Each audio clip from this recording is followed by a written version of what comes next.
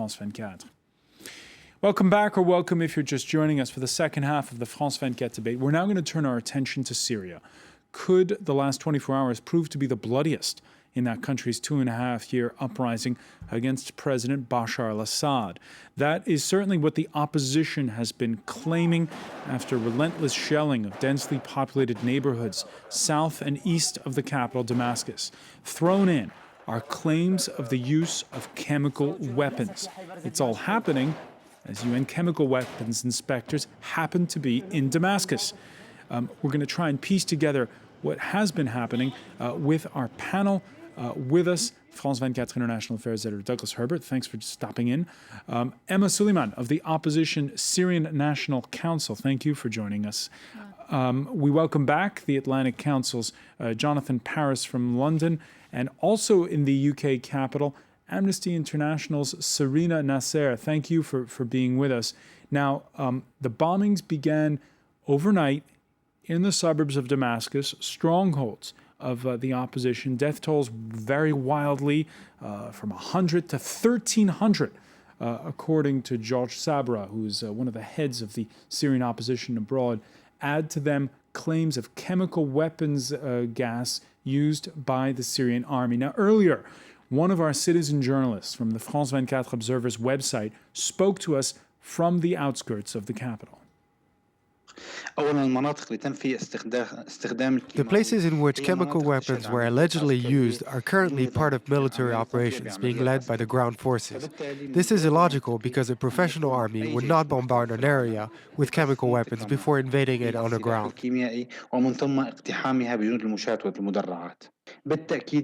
Something definitely happened today. The Air Force started bombarding the suburbs of Damascus at 4 in the morning. All right, so he's saying that there's heavy bombardment in that area. He's witnessed it. Serena Nasser, what have your teams been able to piece together so far? All right, with technical issues, we'll try to get through to her. Emma Suleiman, do you think chemical weapons were used? Well, definitely.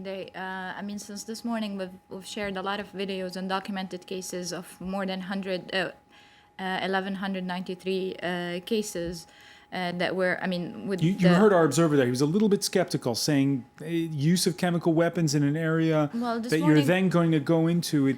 This morning we received a report. It was a report that was sent to Avaz from from surgeons who were in the medical points in these areas who testified and confirmed use of sarin gas with intensive quantity. So it's confirmed. It's confirmed according to who? We have shared videos and pictures of what happened since this morning. What could this be if it's not sarin gas? Serena Nasser, we have the connection has now been established with London. What have you pieced together? Have chemical weapons been used, and how broad has been the bloodshed these past 24 hours in the suburbs of Damascus? We cannot say that that chemical weapons have been used today. We cannot know, unfortunately. That's why we are calling for expanding the mandate of the UN team investigating chemical weapons, and which is currently in Syria. They are the ones who are able to determine whether chemical weapons have been used or not. The videos that we have seen, the interviews that I have done with people on the ground, including doctors, are very worrying. And that's why it's very important for the UN team investigating chemical weapons to be given a full mandate to investigate today's incident. Now, unfortunately, the UN team on the ground now, they are mandated only to investigate 3 sites One is in Khan al-Assal, because in March there were claims that chemical weapons were used in Khan al-Assal, which is north of the in northern Syria near Aleppo. And another 2 sites that were not made public. Not made public, but it's a bit frustrating since we know that this is all happening just a few kilometers or maybe from where their hotel is right now. And what about the bloodshed itself? Because again, we heard one of the Syrian opposition leaders claim there have been 1,300 killed in the suburbs of Damascus the past 24 hours. What have you heard so far? Now, on the first day, there are always, we cannot confirm, we cannot get the exact numbers because there is a state of chaos, etc. We cannot get exact numbers. But I had 2 sources in Douma, near Damascus, who were receiving some of those who were killed and died and wounded from nearby Zamalka that allegedly came under attack, and Ain Tarma, which is adjacent to Zamalka. The doctor and another witness who I interviewed separately, they both told me that 64 or 65 people in the hospital in Douma arrived either already dead or they died in the hospital shortly after they arrived. This is only in Douma. There are also hospitals elsewhere in nearby towns that also received the wounded and those who died. So it's very worrying. The numbers are very worrying. The pictures that we are seeing and the video footage, they are all very worrying. And that's why we are now at a stage of verifying the videos and of trying to gather information about the symptoms that these people who were affected, have shown. To know what was done, but we are working within lots of limitations, and that's why the Syrian government should allow unimpeded access and full mandate to the UN team investigating chemical weapons on the ground. All right, and the Syrian government, which, by the way, denies the mass killing of civilians, and more specifically, the use of those chemical weapons. Everything that has been said is ridiculous and naive, unscientific, illogical, and subjective. We mean what we are saying. There hasn't been any use of them at all. The military operation that is taking place on the ground is a successful one, and our forces are making progress on all sides, facing the armed groups.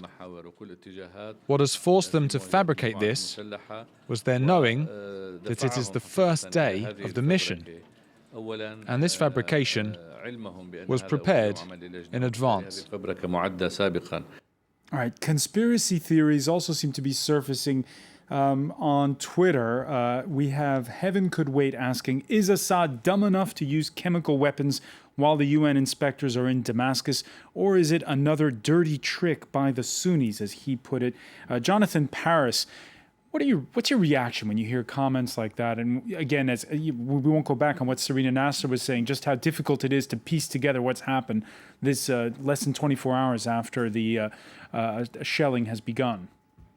Yeah, I think the broader picture we're seeing as a result of the Syrian civil war is a very disturbing rise of sectarianism. That is, of Sunni versus Shia, of just categorizing the other as illegitimate, as, you know, you can't exist, dehumanizing them. And so that ties into this very serious charge of alleged use of a weapon of mass destruction, sarin gas, to kill these Sunnis. And I think in the next 24 hours, we will probably get enough videos and pictures that the public, the international public, will be very, very outraged But let's step back and think, what does this mean? We have rising sectarianism, and then we have the breaking of a taboo of one side, the regime allegedly using a weapon of mass destruction against the other side. What does this mean in the future of war? What does this mean?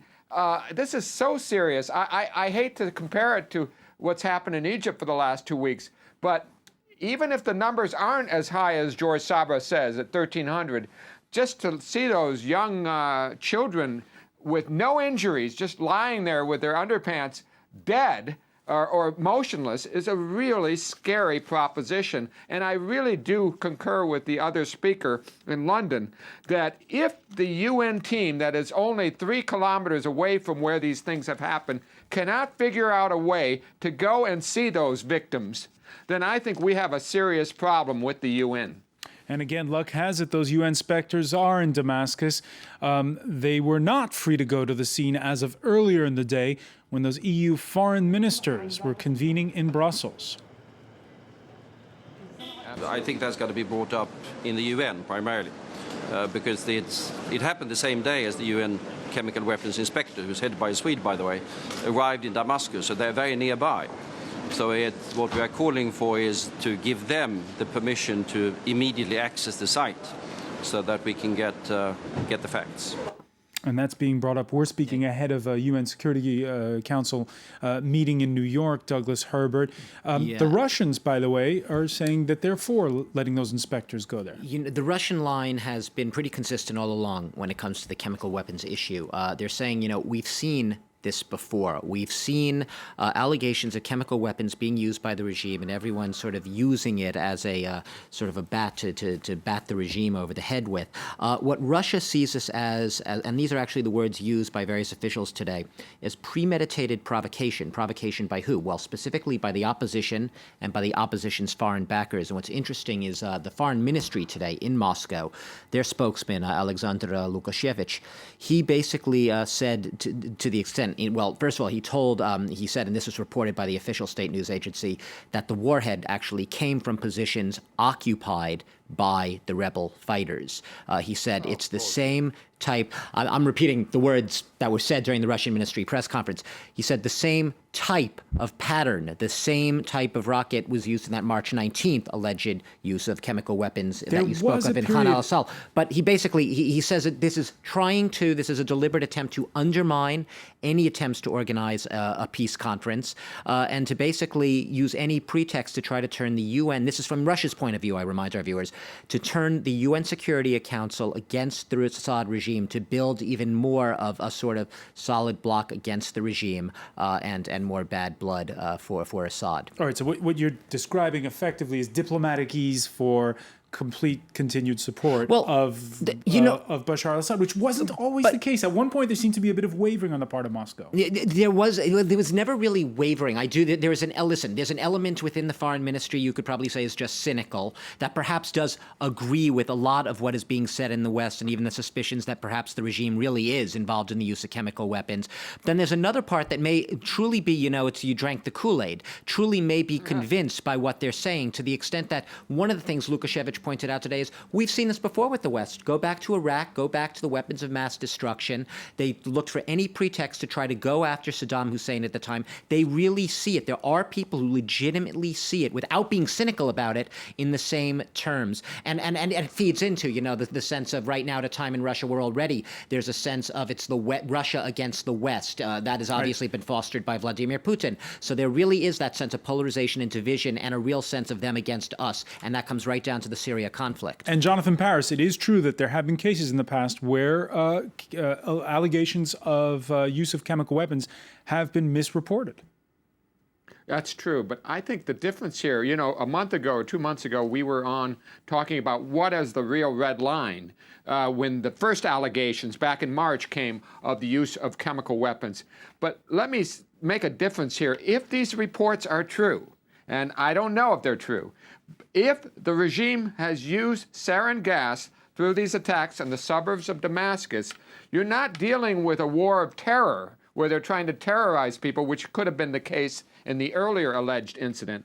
We're dealing with a war of annihilation. That is, that the sectarian war has gotten to such a state where one side is trying to annihilate the other side. And this is a really sad day, if that's true. Emma Suleiman, why this attack now at this particular place in the eastern and southern suburbs of the capital? This is Assad classic. Assad has been doing this. He's done this many times. We had the UN delegation before in Homs where he attacked the people. He's done this. Even before the revolution in Lebanon, he's challenging basically the world to see how far he can go. And obviously there is no red line. Again, I would like to comment on the sectarian war that was initially initiated by Assad and then followed by the West media. Everyone's talking about a sectarian war, where it was never a sectarian war. It was a revolution. People wanted to change a regime who's been in place for 43 years. And he's done so much. He's done many massacres before. So what are we arguing here? The same. We have proof over years and years. Stirring the pot to polarize people and in a cynical way. This is part of his strategy, and I can see that he have succeeded with this strategy. Judging by what the Western media is saying today, he's made it a clear mess for everyone, where we don't know who to trust or what is going on. Well, right. basically. And it's not just, by the way, UN's weapons inspectors have a hard time getting around the country. It's also media it's and also everybody. The media. And let me. That's why we're having this whole debate tonight, because since the beginning of this conflict, journalists cannot independently circulate around Syria and verify anything. And we at the opposition, we've been calling the international media, we've been calling everyone to come in and investigate themselves, while Assad is the one forbidding them. So if it was us, with the chemical weapon, like Russia says, why would we call the inspectors, the UN inspectors, to come and inspect the case? All right, whether or not this turns out to be the bloodiest day of Syria's civil war, what is certified by the United Nations Refugee Agency is that last Saturday saw the biggest single-day exodus from the country. 10,000 people fleeing into Iraqi Kurdistan, 30,000 since last Thursday, when the Kurdistan regional authorities in northern Iraq suddenly opened access to the temporary Peshkabur pontoon bridge. That bridge now reportedly closed.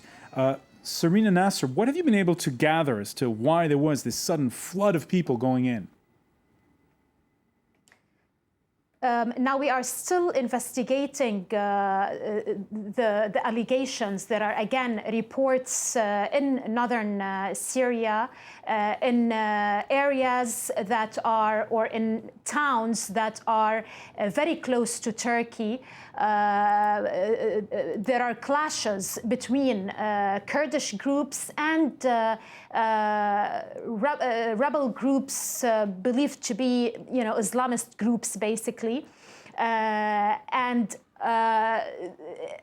From the reports that we are receiving, but of course the investigation is still ongoing, there are reports, very worrying reports, about summary killings of civilians, Kurdish civilians, and that's why we believe that one of the reasons, possibly that this is one of the reasons why they are fleeing at, in such large numbers. They are fleeing their areas. And of course, because also in some of the areas they are finding it difficult to cross into Turkey because the Islamist armed groups are in control of the border areas there. Main exit areas to Turkey. All right, so this again, as we ask, and you've been asking it, what the outside world is going to do about all of this, brings us to the point that it is becoming more and more polarized, and throwing the cats in amongst the pigeons. A letter that was leaked from the office of a New York Congressman, Elliot Engel. It was penned on Monday by Barack Obama's Joint Chief of Staff, General Martin Dempsey.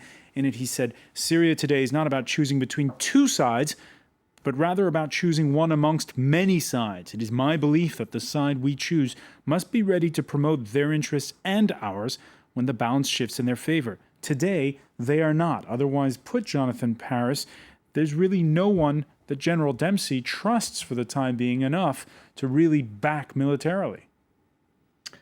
Look, I have tremendous respect for General Dempsey. He's one of the most intellectual Joint Chiefs we've ever had. But I just don't agree with the logic that we're dealing with all these bad choices. There are degrees of badness here, and the regime is the worst of the choices. And what we're doing by holding back is we're allowing the Iranians, Hezbollah, and the Russians to actively aid and assist militarily, diplomatically, politically, you name it. But as he And now says, we there's have not. the But as he alleged says, gas. there's not It's just- one opposition. There's several. And who do you give the weapons to? Well, I would say we have we have General Idris, the FSA. We have the units that are not under control of the jihadis. We know who they are. They're mainly in southern Syria on the Jordan border. We're working with them now. Saudi weapons are getting through to them. But I don't understand the logic that just because it would be very dangerous to go all in with boots on the ground or no-fly zones, we can't do a lot of the little things to help get this war over. And the longer the war goes, the better the bad guys that Mr. Dempsey is worried about, al-Nusra, jihadis, the stronger they get, especially in the north and the northeast. So I say, let's not look at this as a black and white thing. Let's look at the incremental steps that we can take to hopefully win more people to our side when this thing is over and the rebels do win. All right, Jonathan Paris, I want to thank you for joining us from London. I also want to thank Amnesty International's Serena Nasser, and here in the studio, Emma Suleiman and Douglas Herbert. Will continue to follow this, of course, as it develops. Before we go, let's say hello to James Creedon, as one does at this time. Evening, François. How are you, sir? Good. We've been looking at how this is playing out on social media. And indeed, you do have an awful lot of photos coming out of Syria, many authenticated, for example, by the Associated Press, and always, well, often with this mention of chemical weapons, right? So this is, I suppose, the danger of social media, where you can have a photograph depicting something and immediately a hashtag or the terminology and how many concluding times this. How many times have you been on and told us, hey, this such and such a picture, well, it wasn't really from today, it was from years ago. Social media, highly unreliable when it comes to being a first-hand source. Of course, it's very rapid in terms of getting information out, getting images out, but in terms of verification, it's another story. And here, look at this hashtag, Chemical Assad Murders Again, with a collection of 4 photographs, we presume from today, and other photos here with the hashtag Chemical Massacre. So social media users very quick to conclude that this was chemical weapons behind these images such as this one here, and this photo authenticated by the Associated Press. Now, as many journalists have been asking Jeffrey Goldberg, okay, we're open to the possibility that chemical weapons weren't used, but I would like to know the story behind this and authenticated photos of bodies of dozens of children. So, I mean, what explains it? That is the question that many are asking, and why so many are quick to conclude that it was chemical weapons. Now, I suppose to get into the details or to get into the minutiae here, sarin gas, here are the symptoms of sarin gas listed out on a tweet, and at the bottom of that tweet you have CW for chemical weapons and Syria.